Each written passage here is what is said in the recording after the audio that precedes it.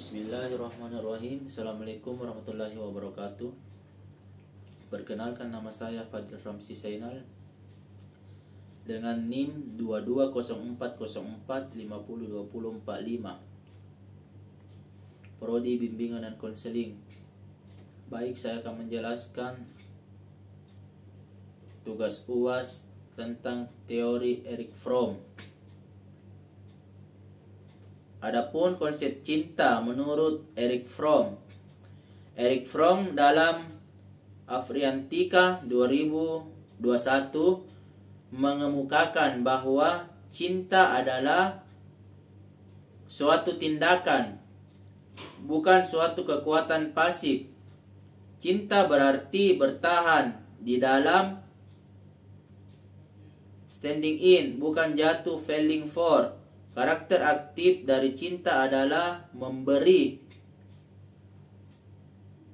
bukan menerima.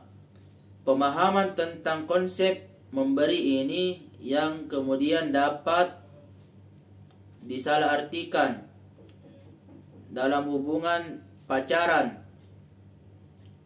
Dua individu dalam relasi pacaran selalu memahami makna memberi dengan menyerahkan segala sesuatu, kehilangan, dan mengorbankan. Pemahaman ini kemudian membuat individu merasa harus memberikan segalanya dari segi waktu, pikiran, tenaga, dan uang demi membangun hubungan pacaran yang langgeng. Penolakan pada kemampuan individu memberikan segalanya dalam hubungan pacaran kemudian akan dilegitimasi bahwa individu tidak benar-benar mencintai pasangannya, sehingga keduanya akan terus berada di dalam relasi yang penuh tuntutan dan dominasi.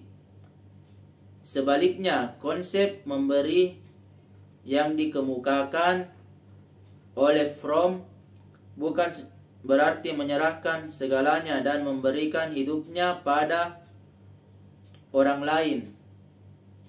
Memberi merupakan perwujudan paling nyata dari potensi diri. Dalam setiap tindakan memberi terdapat kekuatan, kekayaan, dan kekuasaan. Memberikan apa yang hidup di dalam dirinya, memberi kebahagiaan, minat, pemahaman, pengetahuan, kejenakan, atau kesedihannya.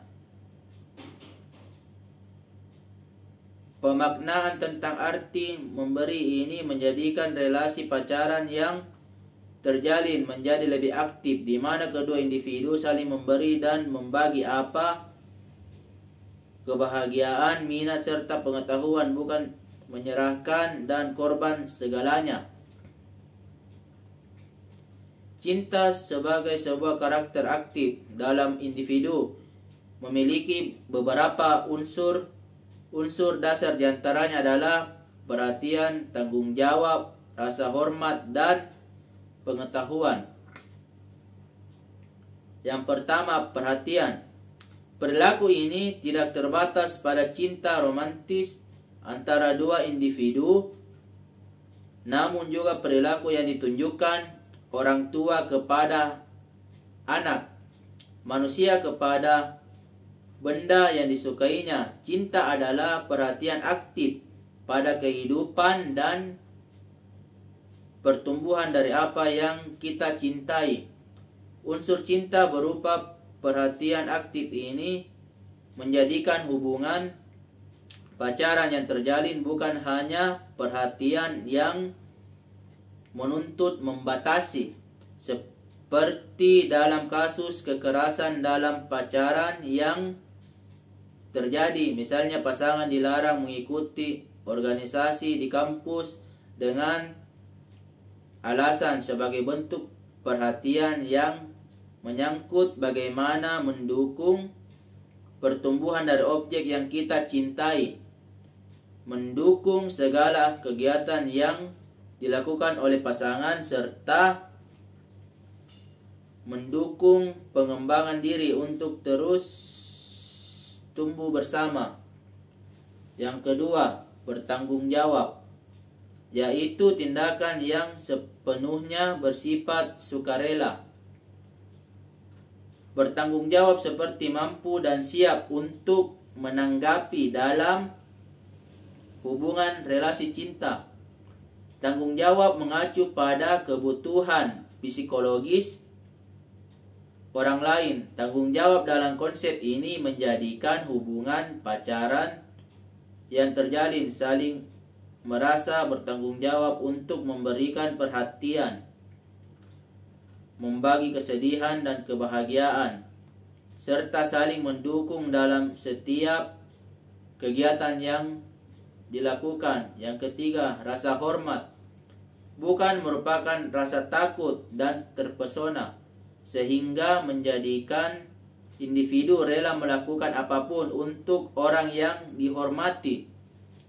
Pasangan bukan menjadi objek untuk memuaskan hasrat kepentingan yang dimiliki individu, melainkan sebagai upaya memberi kebebasan pada masing-masing untuk mengembangkan diri.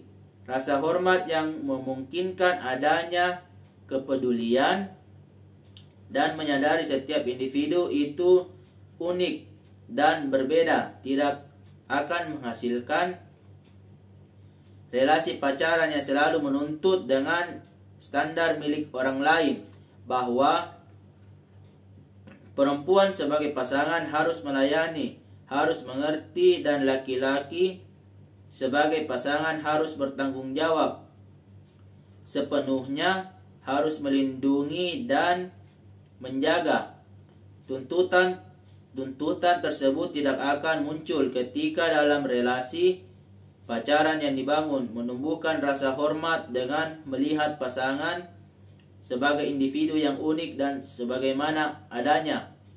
Yang keempat, pengetahuan. Menurut Fromm, pengetahuan mempunyai satu hubungan yang jauh lebih besar daripada cinta.